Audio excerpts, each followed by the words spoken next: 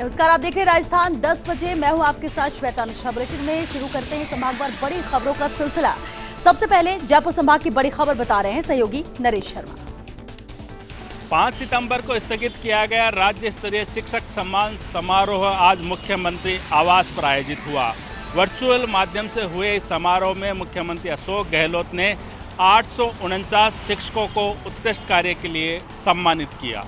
राज्य स्तरीय शिक्षक समारोह 5 सितंबर को होना था, लेकिन पूर्व राष्ट्रपति प्रणब मुखर्जी के निधन के कारण ये समारोह स्थगित कर दिया गया था और आज वर्चुअल माध्यम से मुख्यमंत्री आवास पर यह कार्यक्रम संपन्न हुआ, जिसमें शिक्षा राज्य मंत्री गोविंद सिंह डोटासरा, तकनीकी शिक्षा मंत्री डॉक्टर सुभाष गर्ग सहित शिक्षा विभाग के अधिकारी मौजूद थे। मुख्यमंत्री ने 849 शिक्षकों को उत्कृष्ट सेवाओं के लिए वर्चुअल माध्यम से सम्मानित किया गया। 99 शिक्षकों को राज्य स्तर, 99 शिक्षकों को जिला स्तर तथा 651 शिक्षकों को ब्लॉक स्तर पर सम्मानित किया गया और इन्हें 68 लाख रुपए से अधिक की पुरस्कार राशि प्रदान की गई। इस मौके पर मुख्यमंत्री अशोक गहलोत ने कहा कि सरकार गुणवत्तापूर्ण शिक्षा देने के लिए कटिबद्ध है और आने वाले समय में अंग्रेजी माध्यम की शिक्षा के महत्व को समझते हुए प्रदेश में महात्मा गांधी इंग्लिश मीडियम स्कूलों की स्थापना की जाएगी। उन्होंने शिक्षा मंत्री गोविंद सिंह डोटासरा से कहा है कि अगले बजट की तैयारी अभी से कर दी जाए और जो भी विधायक इंग्लिश मीडियम स्कूल की मांग करेगा उसे वह स्कूल दी जाएगी। वहीं शिक्षा राज्य मंत्री गोविंद सिंह डोटासरा ने कहा कि कोरोना के समय में बच्चों के अध्ययन में कोई बाधा न आए, इसके लिए राज्य सरकार ने डिजिटल शिक्षा पर जोर देते हुए सरकारी स्कूलों के शिक्षकों से ई कंटेंट तैयार करवाया है। इसके लिए मिशन ज्ञान तथा वेदांता का सहयोग लिया गया। राजस्थान पहला राज्य है जिसने ई कक्षा प्रोजेक्ट के माध्यम से ऐसी अनूठी पहल की है। डोटासरा ने कहा कि वर्ष 2018 तक मात्र 63 शिक्षकों को सम्मानित किया जाता था, लेकिन शिक्षकों की इतनी बड़ी संख्या को देखते हुए राज्य सरकार ने करीब 1100 शिक्षकों को हर वर्ष सम्मानित करने का फैसला लिया है। इसी तरह इनकी सम्मान राशि में भी 6 गुना तक बढ़ोतरी की गई है। इस कार्यक्रम में वीसी के माध्यम से वेदांता ग्रुप के चेयरमैन अनिल अग्रवाल और पिरामल फाउंडेशन के कार्यक्रम निदेशक मोनल जयराम भी शामिल हुई और उन्होंने राज्य सरकार द्वारा शिक्षा के क्षेत्र में किए गए नवाचारों के लिए मुख्यमंत्री अशोक गहलोत को बधाई दी। शिक्षकों को संबोधित करते हुए मुख्यमंत्री अशोक गहलोत ने कहा कि राज्य सरकार प्रदेश के युवाओं के लिए गुणवत्तापूर्ण शिक्षा प्रदान करने के लिए हर संभव कदम उठाएगी और उन्होंने साथ ही आह्वान भी किया कि शिक्षा के क्षेत्र में और भी ज़्यादा नवाचार किया जाए। मुख्यमंत्री अशोक गहलोत ने कोविड के दौर में शिक्षकों से अपील की कि वह जन आंदोलन में अधिक से अधिक सहयोग की भूमिका निभाए। भरतपुर संभाग की बड़ी खबर बता रहे हैं सहयोगी दीपक लवानिया। भरतपुर में इन दिनों बदमाशों के हौसले बुलंदी पर हैं और आए दिन बदमाश पुलिस के लिए चुनौती बने हुए हैं। पिछले दिनों बदमाशों ने नमक कटरा इलाके में एक युवक पर फायरिंग की थी, तो वहीं आज उद्योग नगर थाना इलाके में भी बदमाशों ने फिल्मी स्टाइल में अंधाधुंध तरीके से फायरिंग कर 7 राहगीरों को जख्मी कर दिया है।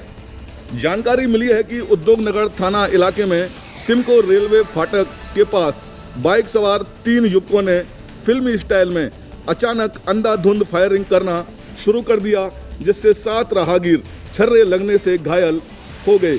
अचानक हुई इस फायरिंग से पूरे इलाके में अफरा तफरी का माहौल हो गया और लोगों में दहशत फैल गई। फायरिंग की जानकारी मिलते ही उद्योग नगर थाना पुलिस व सीओ सिटी सतीश वर्मा मौके पर पहुंचे और सभी घायलों को आरबीएम अस्पताल में भर्ती कराया है। पुलिस ने सभी घायलों के बयान भी दर्ज किए हैं और पता लगाया जा रहा है कि हमलावर कौन थे और कहां के रहने वाले थे। पुलिस ने बदमाशों की धरपकड़ के लिए कई जगह नाकाबंदी भी कराई है, लेकिन अभी तक पुलिस के हाथ कोई सफलता नहीं लगी है। भरतपुर में पिछले 10 दिन में फायरिंग की ये तीसरी घटना है और पुलिस अब बदमाशों का सुराग लगाने में जुटी हुई है, लेकिन अभी तक कोई भी सफलता पुलिस के हाथ नहीं लग पाई। कोटा संभाग की बड़ी खबर बता रहे हैं सहयोगी भंवर एस चारण।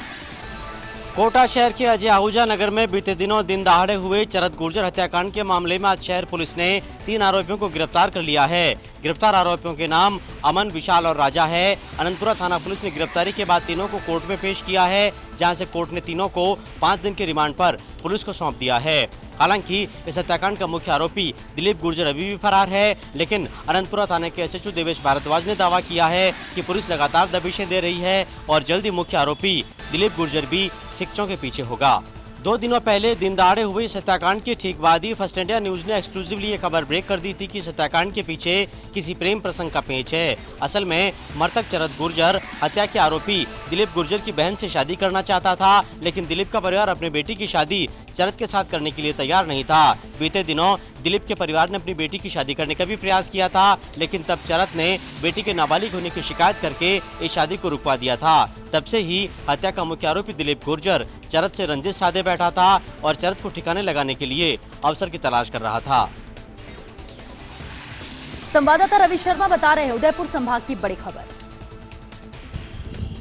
उदयपुर के जाबरमाइंस थाना इलाके में एक महिला से सामूहिक दुष्कर्म के मामले में गिरफ्तार 5 आरोपियों को आज पुलिस ने न्यायालय में पेश किया, जहां से इन सभी को 2 दिन के पुलिस रिमांड पर भेजा गया है। न्यायालय में पेश करने से पहले इन सभी आरोपियों का कोरोना टेस्ट भी कराया गया। दरअसल कल जाबरमाइंस थाना पुलिस ने इन 5 आरोपियों को एक महिला से 2 दिन तक बंधक बनाकर सामूहिक दुष्कर्म करने के मामले में गिरफ्तार किया था। उदयपुर जिले के जाबरमाइंस थाना क्षेत्र में विधवा महिला के साथ सामूहिक दुष्कर्म करने के सनसनीखेज मामले में पुलिस ने त्वरित कार्रवाई करते हुए 5 आरोपियों को गिरफ्तार कर लिया। दरअसल आरोपियों ने घर की खिड़की तोड़कर 2 दिन तक महिला को घर में ही बंधक बनाकर रखा और फिर उसके साथ बारी बारी से दुष्कर्म किया। इस मामले में आरोपियों की गिरफ्तारी के बाद आज उनका कोरोना टेस्ट कराया गया। साथ ही सभी आरोपियों को कोर्ट में पेश किया, जहां से न्यायालय ने इनको 2 दिन के पुलिस रिमांड पर भेजा है। पुलिस रिमांड अवधि में इनके और लोगों के शामिल होने की बात और अन्य मसलों को लेकर पूछताछ करेगी। जोधपुर संभाग की बड़ी खबर बता रहे हैं सिरोही से हमारे सहयोगी विक्रम सिंह। सिरोही जिले के पंचदेवल में पिछले 3 दिनों से कृषि कुएं में दबे एक श्रमिक को आज बाहर निकालने में प्रशासन को बड़ी सफलता हासिल हुई है। आपको बता दें कि 13 अक्टूबर को दोपहर 12 बजे एक बड़ा हादसा हुआ, जिसमें कृषि कुआं ढहने से एक श्रमिक है वो उसके अंदर फंस गया था, जहां पर जिला प्रशासन और स्थानीय विधायक है वो लगातार यहां पे प्रयास करके उसको श्रमिक को बाहर निकालने की कवायद कर रहे थे, लेकिन 3 दिन से उनको सफलता नहीं मिल रही थी। आखिर में आज 45 घंटे के बाद लगातार ऑपरेशन चलाने के बाद में आज प्रशासन को और स्थानीय विधायक को इसके अंदर बड़ी कामयाबी हासिल हुई है, जिसमें मृतक जो है मुन्नाराम भील, जिसका शव आज बाहर निकाला गया। लेकिन जैसे ही शव निकाला गया बाहर, उसके बाद में इस पूरे घटनाक्रम में एक नया पेश इसमें आ गया और जो समाज के बंधु हैं और परिजन हैं वो एक कृषि कुएं के मालिक से 5 लाख का मुआवजा लेने को लेकर धरने पे बैठ गए। आखिर ये 3 से 4 घंटे तक धरना चलने के बाद में जब जिला प्रशासन और परिजनों के बीच में जब समझौता हुआ तो सरकारी सहायता से 3 लाख रुपए और उसके साथ ही ग्राम पंचायत की तरफ से 51,000 रुपये का आर्थिक सहायता उनको उपलब्ध करवाने की बात कही गई। उसके बाद में पूरा धरना है वो समाप्त हुआ और उसके साथ ही पुलिस और प्रशासन ने मिलकर के मृतक का जो पोस्टमार्टम है वो शुरू करवाया और उसके बाद में मृतक का जो शव है वो परिजनों को सौंपा गया। इस प्रकार से आज सिरोही जिला प्रशासन ने एक बड़ी उपलब्धि हासिल करते हुए मात्र 3 दिनों के अंदर इस व्यक्ति के जो शव है उसको बाहर निकालने में कामयाबी हासिल की है। बीकानेर संभाग की बड़ी खबर बता रहे हैं सहयोगी लक्ष्मण राघव। बीकानेर से एसीबी से जुड़ी आई एक अनोखी खबर। दरअसल यहां घूसखोरी में ईमानदारी दिखाना पड़ा महंगा। बीकानेर एसीबी ने संयुक्त विधि परामर्शी बद्री नारायण को 30,000 रुपये की रिश्वत वापस लौटाते वक्त रंगे हाथों गिरफ्तार किया। अब हो सकता है कि या तो उसे भनक लग गई कि एसीबी की टीम पीछे है, जिसके चलते उसने एक कदम उठाया हो, लेकिन पूरे मामले में ये बात सामने आई है कि एक फाइल में हेरा फेरी करने के एवज में उसने 30,000 रुपये की रिश्वत मांगी थी। एडिशनल एसपी रजनीश पूनिया ने जानकारी देते हुए बताया, डीजीपी बीएल सोनी और एडीजी दिनेश एमन के निर्देशन पर यह कार्रवाई की गई है। एक बारगी इस कार्रवाई के चलते शिक्षा निदेशालय में भी अफरा तफरी सी दिखी। एसीबी की टीम ने शिक्षा निदेशालय में संयुक्त विधि परामर्शी के कक्ष में ही इस कार्रवाई को अंजाम दिया। परिवादी से शिकायत प्राप्त हुई थी कि शिक्षा निदेशालय में संयुक्त विधि परामर्शी के पद पर कार्यरत श्री बद्री नारायण द्वारा उससे उसकी नियुक्ति संबंधी पत्रावली में उसके पक्ष में राय करके उसके पक्ष में फैसला करवाने के बदले में 30,000 रुपये रिश्वत राशि उससे दबाव डालकर प्राप्त की गई और बाद में परिवादी का काम भी नहीं हुआ और निदेशालय से उसका नियुक्ति संबंधी जो प्रस्ताव था वो खारिज होने पर परिवादी द्वारा जब आरोपी से शिकायत करने के बारे में कहा गया और रिश्वत राशि की वापस मांग की गई। संभाग में इस तरह के ट्रैप का ये पहला मामला बताया जा रहा है जिसमें रिश्वत की रकम वापस देते वक्त उसे गिरफ्तार किया है। हालांकि राज्य में कुछ ऐसे मामले पहले भी सामने आए हैं। अजमेर संभाग की बड़ी खबर बता रहे हैं नागौर से हमारे सहयोगी यूनुस गेसावत। राजस्व मंत्री हरीश चौधरी के नागौर जिले का प्रभारी मंत्री बनने के बाद नागौर जिला प्रशासन सरकारी जमीनों को कब्जा मुक्त करने के लिए लगातार अभियान चलाकर कार्रवाई कर रहा है। राजस्व दिवस के दिन आज नागौर उपखंड अधिकारी अमित चौधरी के टीम ने करोड़ रुपए की सरकारी जमीन से अतिक्रमण हटाया। नागौर नगर परिषद क्षेत्र की सरकारी भूमि पर भूमि माफिया लंबे समय से सक्रिय है। आज इसी सिलसिले में नागौर की बेश कीमती जमीनों पर अवैध कब्जे लगातार होते जा रहे हैं। पिछले दिनों हरीश चौधरी नागौर के प्रभारी मंत्री बने। उनके दौरे के बाद नागौर जिला प्रशासन ने खसरा नंबर 381 से अतिक्रमण हटाने की कवायद शुरू की। खसरा नंबर 381 पर 2 अतिक्रमी न्यायालय की शरण में पहुंचे थे, लेकिन न्यायालय ने उन्हें टीआई खारिज कर दी। वहीं आज नागौर के डे रोड स्थित नागौर नगर परिषद की बिना मंजूरी के खसरा नंबर 529 में 4 दीवारी बनाने पर आज एसडीएम अमित चौधरी के नेतृत्व में जमीन को मुक्त कराया गया। नागौर नगर परिषद की उदासीनता के चलते नागौर शहर में लगातार अतिक्रमण की जैसे बहाली आ चुकी है। अब उपखंड अधिकारी ने सरकारी जमीनों को चयनित करके अतिक्रमण मुक्त करने का अभियान तेज कर दिया है। चलिए, बहुत शुक्रिया आप सभी का संभागवार खबरें हम तक पहुंचाने के लिए। बढ़ते हैं आगे। खबर उदयपुर से है, जहां उदयपुर बांसवाड़ा मेगा हाईवे के पास केवड़े के नाल में पैंथर ने महिला पर हमला कर दिया और करीब 500 मीटर तक उसे घसीटते हुए ले गया, जिसके चलते महिला की मौत हो गई।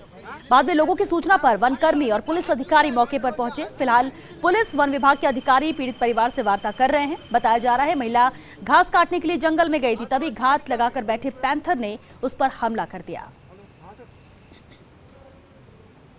सीकर में रिंगस खाटू श्याम जी रोड पर जीप ने ई रिक्शा को टक्कर मार दी। इस हादसे में एक महिला की मौत हो गई, वहीं 3 लोग घायल हुए हैं। इस बीच लोगों ने आधे घंटे तक भी एम्बुलेंस नहीं आने पर जमकर हंगामा किया और एम्बुलेंस आने में देरी की वजह से ही महिला की मौत की बात कही। बाद में पुलिस ने मौके पर पहुंचकर लोगों को समझाया। बताया जा रहा है कि ई रिक्शा में सवार लोग आभावास गाँव में शामिल होकर खाटू श्याम जी लौट रहे थे।